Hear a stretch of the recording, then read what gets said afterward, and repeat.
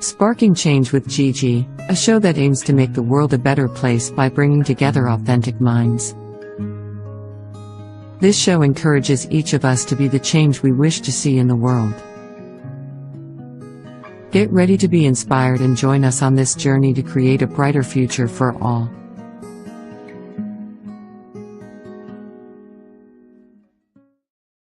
Welcome everyone to Spark and Change with Gigi. I'm your host, Giovanna Tartarone, and this show is powered by World Energy Healers.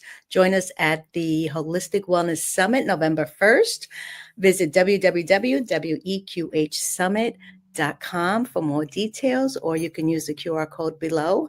And today's guest is no stranger to my show. My dear friend Ahmed Baham is a spiritual alignment coach, global speaker, and a teacher who has spent over 12 years blending Bob Proctor's teaching with spiritual scientific insights to help people worldwide align with their true potential. Well, welcome, Ahmed. It's so good to have you back. Thank you, Giovanna. I truly appreciate it, and it's a great feeling to be back again. Once when you're home, right? So this is home for you for sure. And today's show, we're going to be talking about, and our show was called Sparking Change for Harmonious Living.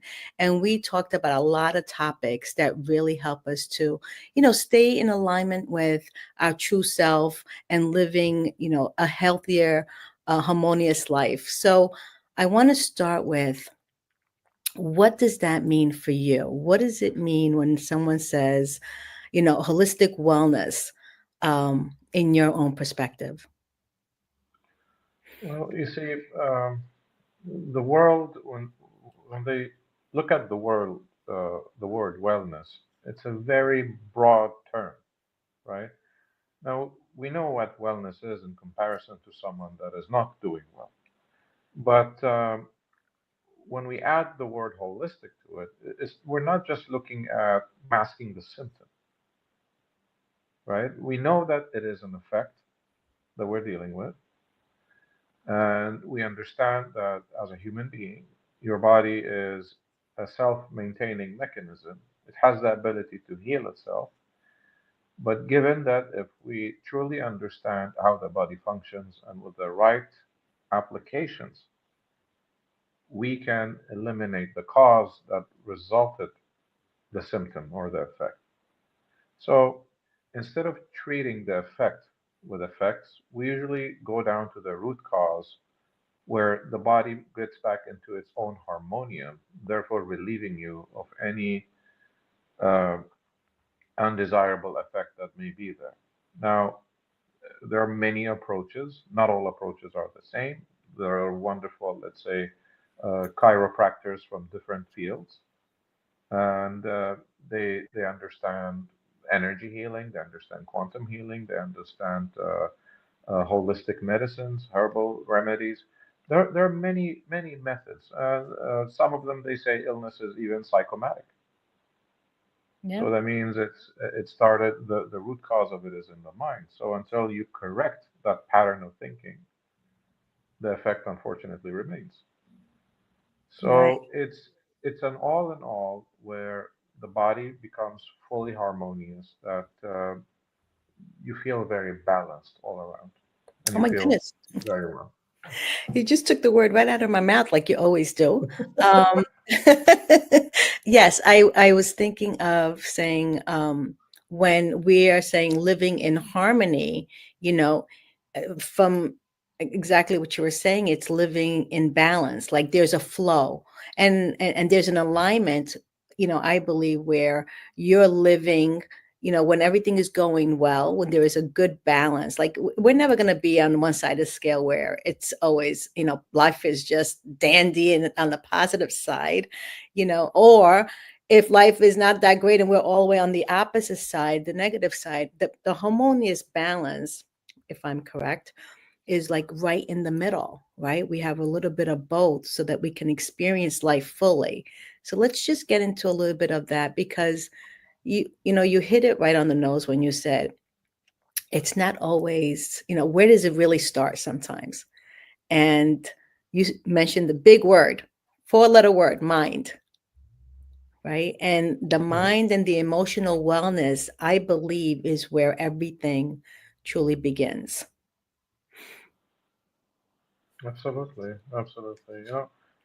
A lot of people, when we say mind, they immediately, build up a picture of a brain in their imagery, and but unfortunately, that's not the mind. As our late mentor Bob always mentioned to us, he said the brain is nothing but an electronic switching station. Right. So it can broadcast, it can receive thoughts, but the mind encompasses your entire being. He says it's as much as in your hair and as much as in your fingernail. It's everywhere. It's every cell of your body. So That's what he said. every cell of your body, and it's connected to your Yes. entire nervous system. So it works in different ways. Now, he said the tool of the mind is this instrument of what we call the body. So we know the mind is basically, you can consider it like a phenomena between your thoughts, emotions, and then using the tool. And he said mind is movement and body is the manifestation of that movement. So if we want to direct the body in any direction, first we must understand where are we placing our attention. Right.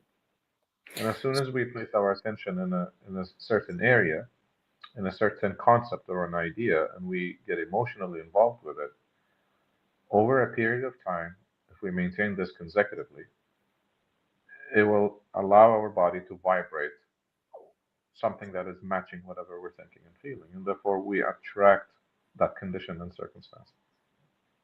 So the role of our thoughts and our emotions, do they play, um, what role do they play in achieving harmony, like holistic harmony in our body?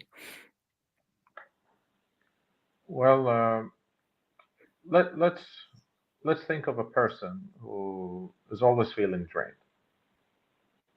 Stress, strain. Stressed, drained, and this person, of course, let's say have had quite many setbacks, childhood traumas, can't even do anything without feeling anxious about the future, resentment of the past.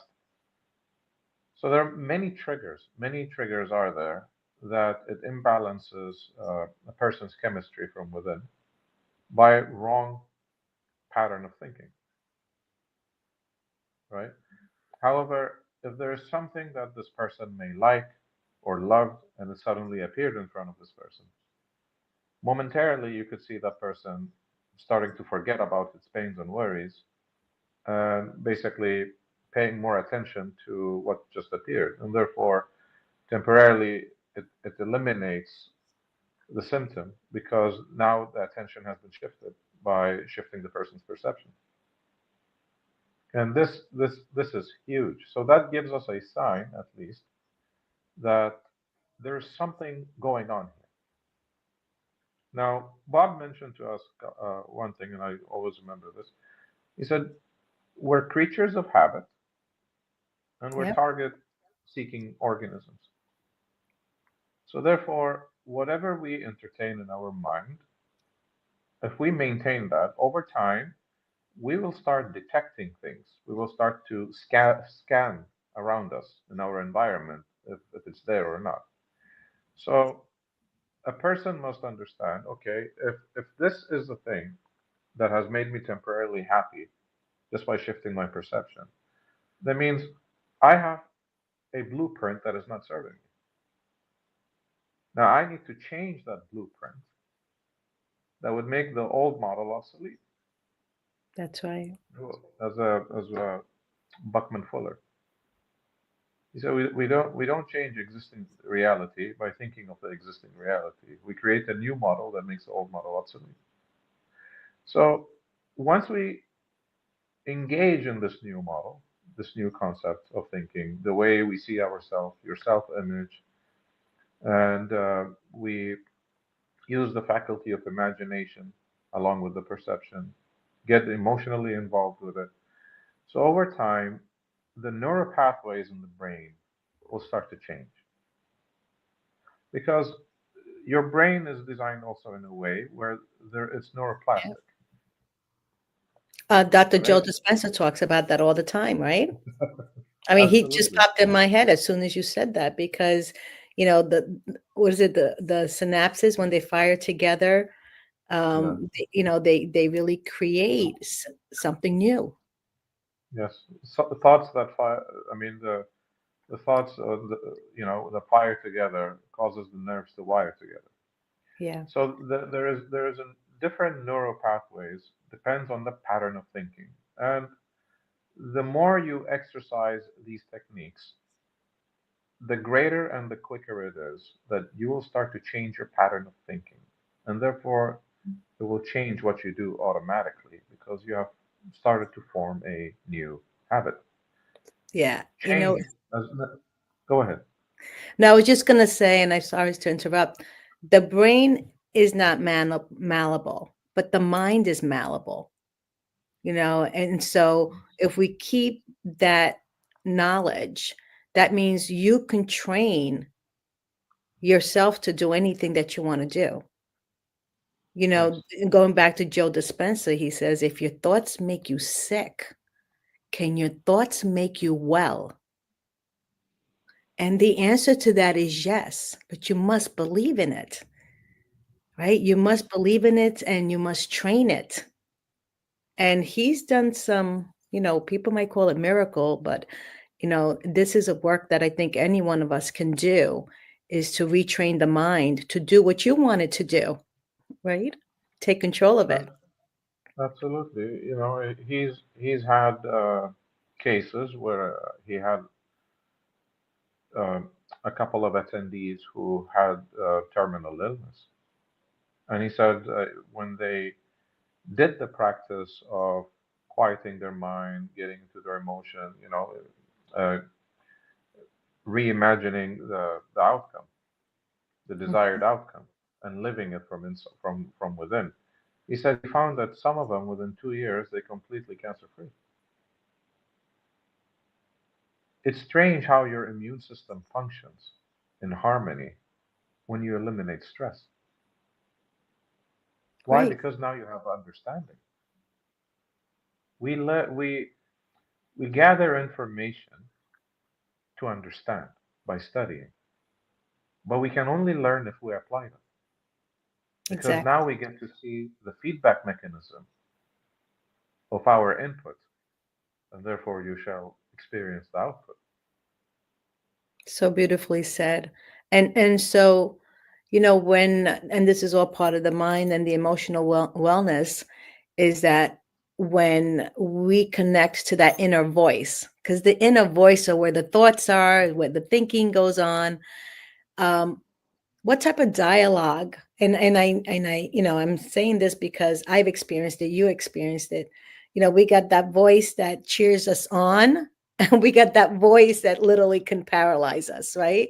It says, "Who do you think you are? What do you think you're doing?" And so you start creating doubts and worry and fear, or you got the other side that's saying, keep going, don't give up, keep going. So, as far as our well-being goes, it's obvious that if we listen to the voice that says, keep going, you can do this, you're going to overcome a lot of challenges that I believe sometimes can be the actual root cause of, having harmonious Yes, balance within our mind, body, and soul. Am I correct?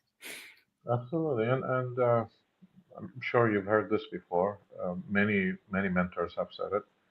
Is that your mind has to be stronger than your emotions during those times. It's Hmm. it's it's very easy to think positively when you're doing well and everything is fine. Right. Say that again. Absolutely. Absolutely. So when S- when what the real test comes is when you create the harmonious blueprint within yourself and you get emotionally involved with it despite everything else that you're receiving from your sensory factors. Yeah. So it's only through this process over a period of time that when these synapses happen in the brain is when you alter the vibration that you're in and the body starts to harmonize once more with the new blueprint.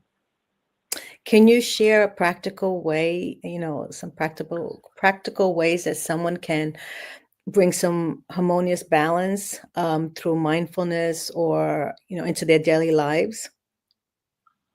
There, there's no one way for it, but the most common ways are prayer, affirmations with emotions, Hmm. meditation, uh, another method of which you as well have a wonderful practice called Psyche. Yes. So So it's shifting the energy, right? That really shifts the energy. yes, once you shift the energy and correcting the inner narrative, the you know the possibilities are basically endless. Hmm. Bob always said, he said that there's no limits to what you and I are capable of doing. But as you said earlier, for those that did this work, and the key word here is work. Yes, How bad do you want this change? But it requires you to work at it. absolutely. So let's talk about the body and the physical well-being, right? Obviously, this is our vessel that allows us to go to place to place to experience what we call life. And, so many, I mean, I know I did this where, I was always on the go, go, go, go, go, go, go, go. And didn't really think about the nutrition, resting, moving, doing things that will help, my body to stay well. So, what can we do?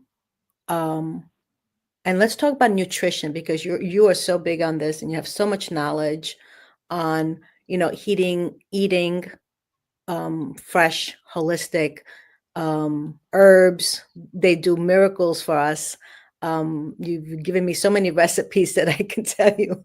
My daughter the other day, she opened up the cabinet. She goes, "Mom, it smells like all these different herbs in this cabinet." I'm like, "Well, that's because all these teas, because I have all those the different types of herbal teas and things like that."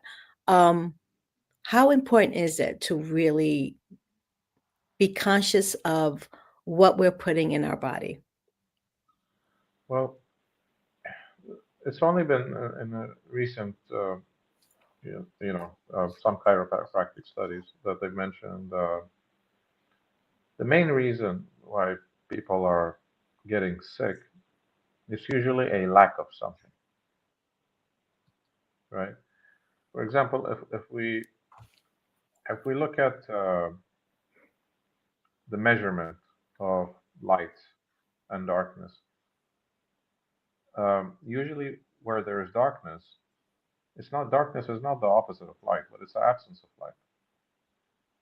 And when you look at the measurements, let's say of temperature, even though it's freezing, right? There is a freezing point, but still it's measured in heat units.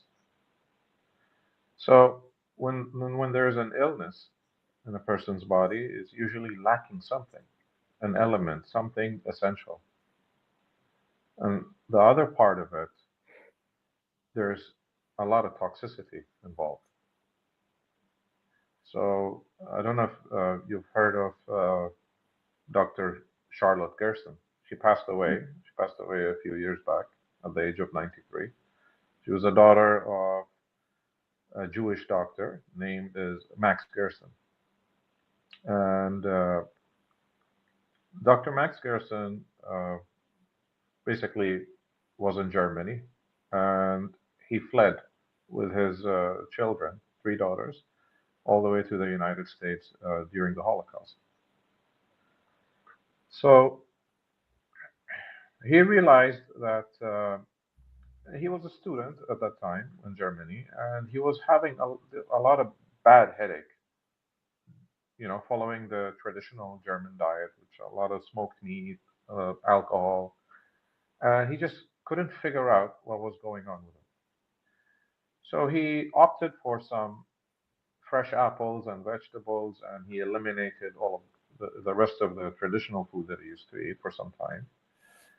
And he realized after a month or two, his headache went away.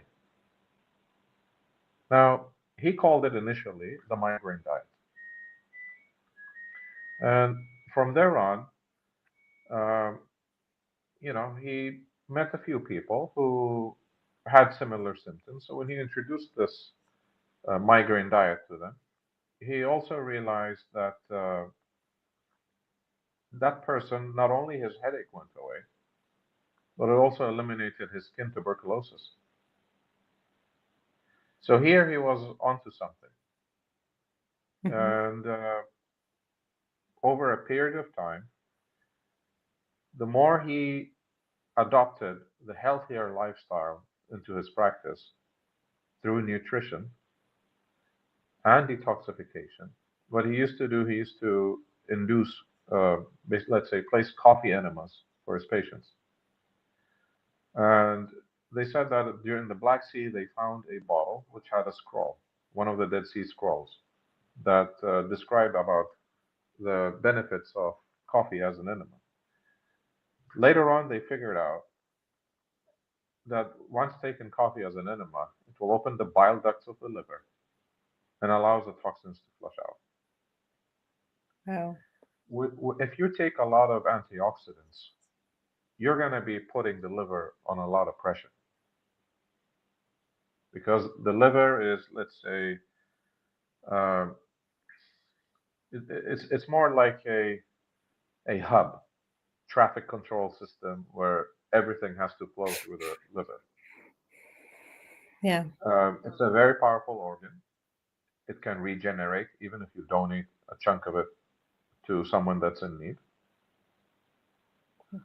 But it becomes poisoned if you don't clean it and flush it out because it stores the toxins. Now, what Dr. Charlotte said, she said, if the liver starts to function at less than 30%, then you'll end up being sick. And if someone has cancer, that means the liver now is poisoned.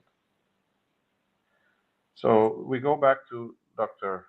Max Gerson's way, which is you need to nourish the body to a great degree, but you also have to flush out the toxins simultaneously. One big thing that we hear about is like the parasites in our body, right? And so, Yes, again, that's toxins that, kind of like take control and create disharmony in the body. And of course, we feel it after because once it comes out physically where we truly don't feel good, it's already been brewing for a long time. It just doesn't manifest in the body as soon as something goes wrong. It takes over time, I believe. And that's from my own personal experience that your body would then show you evidence that something's going wrong inside. But we know intellectually that when we're eating McDonald's, it's not healthy for us, right? But we do no, it anyway because we're in a rush. And again, it's being conscious of what are we putting in our mouth that will create disharmony because truthfully, we don't have to do anything, and there's already stuff in the air that goes into our bodies, and it's unhealthy, right? absolutely. Parasites are some of them are very microscopic. You could be in your garden and you could just inhale and breathe one in Yeah. without even realizing. Hmm. Now, in today's times, day and time, we deworm our pets and ignore our own deworming. It's true. Um, Right. you look at the zoo, any zoo you go to, they bring deworming, you know, uh, tablets or in any shape or form in truckloads for the animals. In the old days, uh, you know, before we had all of these uh, so-called pharmaceuticals, we used to deworm at least twice a year, every 6 months. Our ancestors knew that because parasites can lodge anywhere in the body, and if you don't eliminate them in a safe way and in time, it can wreak havoc on you. But we also know parasites also accumulate a lot of heavy metals. You know, it can release a lot of yeast. It can carry bacteria. It can carry viruses. So there is there are safety protocols on how to eliminate. It can disrupt everything within Right. your body. Right. I mean, our body is a system in its own. It's got many little systems, and I call it, there's a community going on in our body for sure. Let's just touch a little bit on fasting. There's so many different types of fasting, right? There's intermittent fasting. People are doing it for 3 days. What is your perspective on fasting? Well, fasting is an amazing way to starve the unhealthy cells or parasites, so to speak. Hmm. Um, it can create something called autophagy, of where when you stop having food, your body itself, in order to survive, it will start scavenging unwanted cells. So there's no more places for them to hide for all those unhealthy cells, whether it's cancer cells, whether there are parasites, they will start to get weaker. Not only that, but your body needs to find a food source somewhere, and it starts to scavenge from inside, and you will start to eliminate and flush out or destroy them and use them because your immune system will be fully rebooted. Your lymphatic system will be clean and clear. So now it's easier for it to hunt and flush out. As long as you remain, of course, hydrated, you would also require some, let's say, a bit of pink Himalayan salt or some electrolytes, some magnesium as well, uh, and just to keep the sodium level in a homeostasis state.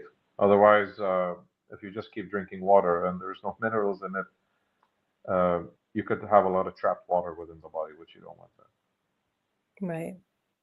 So, I mean, of course, if anyone's thinking about fasting, please check with your doctor first before you take any Absolutely. advice from the show. But definitely, I myself went through a fasting process, and I can tell you, I felt so much better for sure. And it does eliminate, I believe, a lot of the junk that's inside the body. Um, to help you, get a reset. Sometimes we use it as a reset. So let's move into rest and sleep. So, as my old days, I remember rest and sleep was probably at the very bottom of my list. And now today it's on the very top of my list if I can, learn from my experiences. But how important is it? And, I've seen many other podcasts where, doctors come on and they talk about what really happens when we sleep. And there's an important time where your body is automatically going into a detox mode. Can we talk about that a little bit? Yes, as Bob always said, he said, when you look at the animal kingdom, you see the animals are all in harmony with nature, and we're not. Of course, we have the gift of choice, but if we misuse it, and if we get off track with the circadian rhythm that we have, then it can Mhm. cost us something. Um, a lot of people today, they opt for melatonin. I've seen it left and right, and It's also to them not being able to sleep on the right time. Now, if you look at the animal kingdom, some plants, even some flowers, let's say, they close up when the sun goes down, and then they open up again as soon as the sun rises. Well, we have a day and night. Uh, there is was like what we like to call a photo period. So when sun starts to set, the best thing that you can do is to also dim the lights around you. Hmm. Why? Because you want to prepare yourself to sleep earlier. If you have all the lights on, it also disrupts your nervous system. You have many glands. You have an entire endocrine system in your body. Now, you also have something called the pineal gland, and it responds through the light that you receive from your eyes. So when you start to dim it over a period of time in the evening, gradually, it will start the process of preparing itself to release melatonin naturally. But we don't give ourselves a chance. You find us heading back home from work, and as soon as we get home, make ourselves a cup of coffee. Yeah. now, now, what we're doing is we are interrupting the mechanism of the brain to stop putting us to sleep. The brain is also following this rhythm. And the key is that if you can go to bed, let's say by 9 or 10 maximum, wherever you are geographically in the world, you have to be in deep sleep between 11 p.m. and 2 a.m. So it will take a person almost an hour to fall into that deep REM sleep. So that's why if you can go to bed at 9, let's say you fall asleep at 10, read a book, let's say even from 9:30 if you wish, but fall asleep, shut your eyes at 10. After an hour, your brain starts to release melatonin. Now, melatonin it's an amazing um, Hmm. chemical, let's say, biological chemical that you can produce yourself, given that you follow these rules. It can help your body to detox. It can help your cells to regenerate properly, optimally, that when you wake up in the morning, you feel fresh. Those that stay up, let's say they sleep 5 in the morning, even if they sleep 12 hours and they wake up, they still don't feel refreshed. It's because the timing was wrong.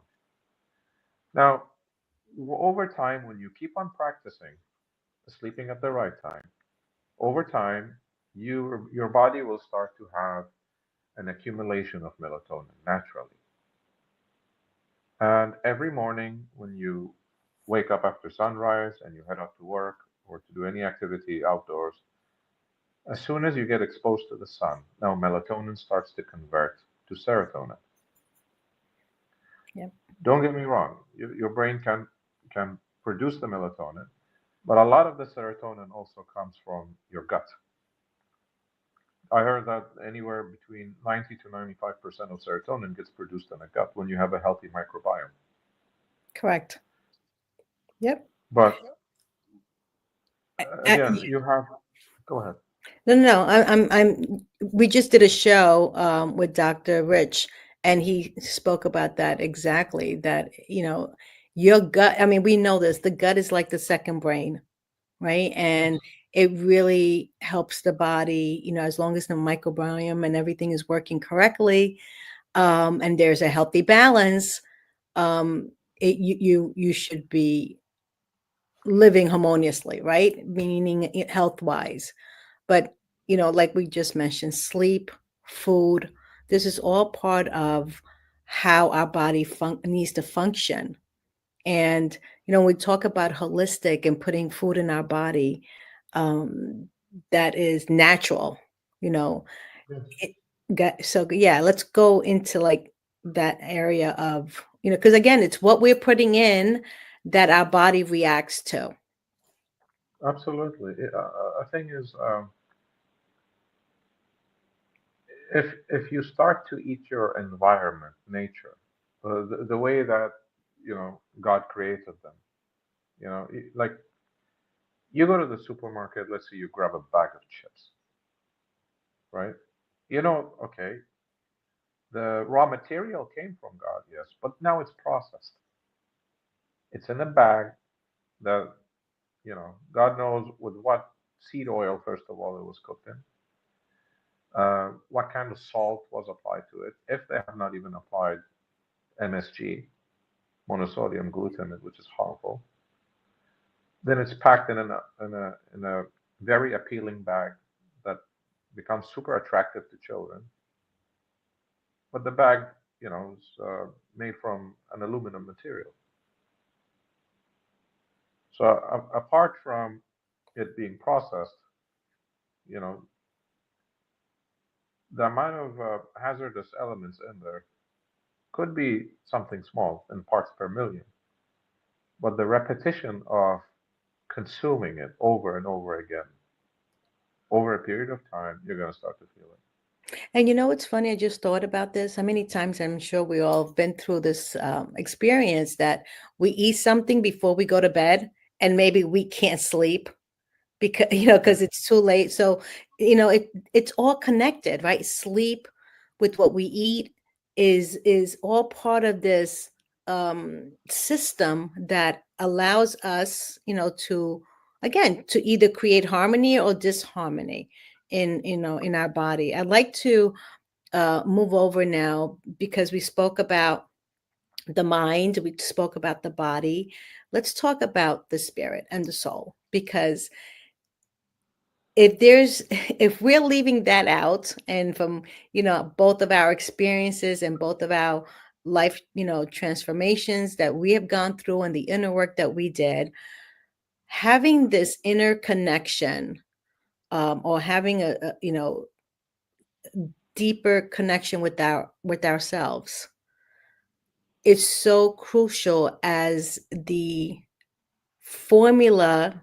Body, mind, and spirit is like a formula that we must uh, kind of like blend ourselves to incorporate it into our daily lives. No one has ever taught me, and I'm being straightforward here, that my spirit, my soul, I need to nourish that. That needs to be nourished as well in order for me to feel well. And so let's just talk about how a spiritual practice, whether meditation, prayer, energy work, deepens harmony in our life. I want to go back to another great author by the name of Wallace Wattles. Mhm. And he said to have a complete life, basically, you'd have to pay attention to your spiritual, mental, and physical equally. Right. And he said, do not focus in one area, ignoring the two, or focus on two areas and ignoring the third. So when you have spiritual practices, and regardless of your religious background or your spiritual background, but the thing is to just acknowledge and try to feel the blessings from your creator. Bob always told us, he said we're only meant to do two things: to make the most of ourselves, and two, to serve others. Well, we cannot give what we don't have. So we need to establish that connection first. You know, the world in itself, it's always recycling, right? Right. It's not that planes, we couldn't have planes before. We we always could have built these planes. We could have built these cars. We could have built these hospitals. As Judge Thomas Troward, what did he say? He said, "Order is heaven's first law." And what God gave us is order, and that's that we may live orderly in our life, so that we can be blessed. And He said we always had these raw materials through the ages, but we didn't know how to extract them. Then we found an orderly way on how to do that. We always had the ability to build anything we want, but the only thing we didn't know how to put them in order. So we did that. Now, it's the same thing. When you open a holy scripture, there are some rules because that's the order. For example, if you want to feel better, there are again steps. That's the order. But it encompasses not just in terms of a mechanism, but it also encompasses for your awareness, for your acknowledgement,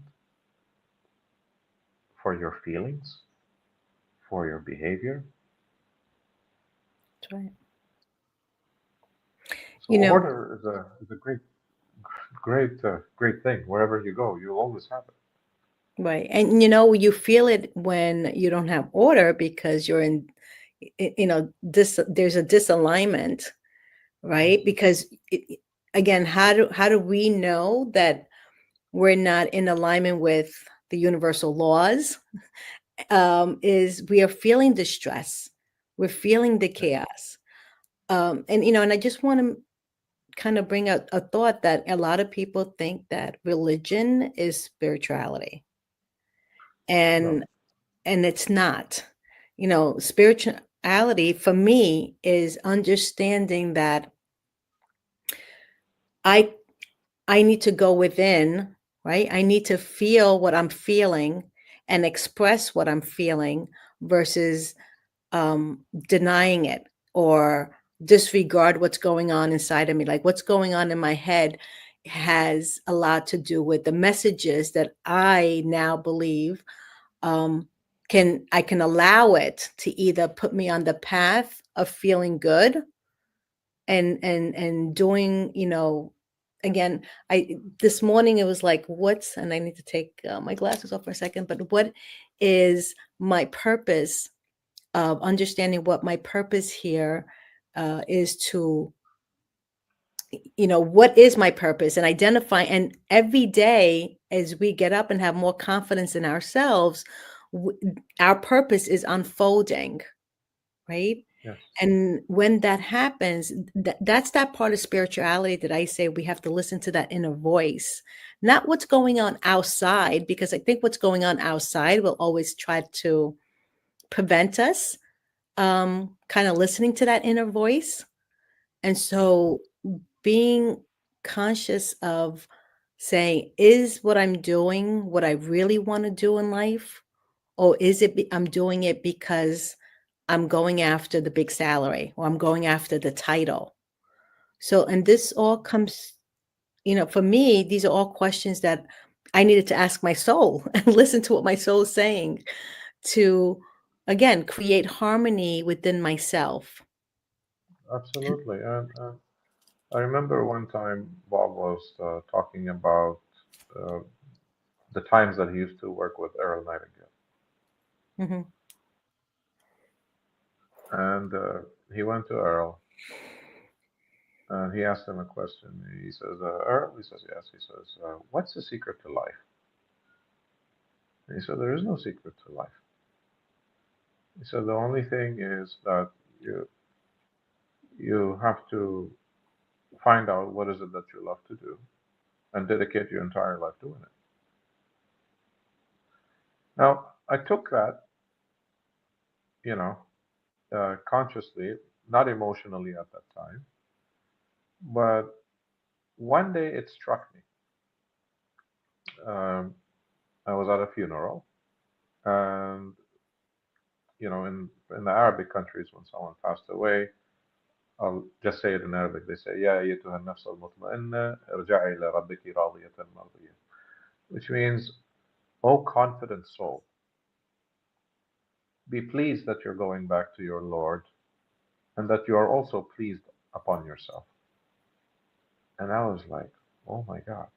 I said, am I pleased on myself, upon myself, if I was about to pass away? Have I really lived the way I wanted to live? Did I really serve the way I should have served? It, I couldn't sleep for almost a week just thinking about Well, that's the same way that Dr. Wayne Dyer says, don't die with your music still in you, it. right? He says at the graveyard, there are billions and millions of dollars lost. Why? Because, people died with their music still in them. Yes. Live So, full and die empty. so beautifully. And to have that awakening, to understand what that really means is to open up the brightest, you know, entering into the brightest room as possible, because you get to discover your true being, the light that lives within us. Is that we're supposed to share that with the world. So whatever it is that you do want to come and experience, you can do that. And this part of it, I know now, is the most essential part to make the other parts work well. And so it's amazing how spirituality is really,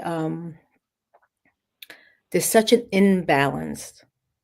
It's either we're focused on the mind or we're focused on the body, and there's very little focus on the spiritual essence of our being, our very being that keeps us alive. As Bob always said, he said, I'm not a body, but I live in a body. You know, if this kind of information gets adopted by the masses and each person becomes so peaceful, it's each person's responsibility to become peaceful for your own sake. I believe that ultimately we can have world peace. Oh, absolutely. And it all starts with us.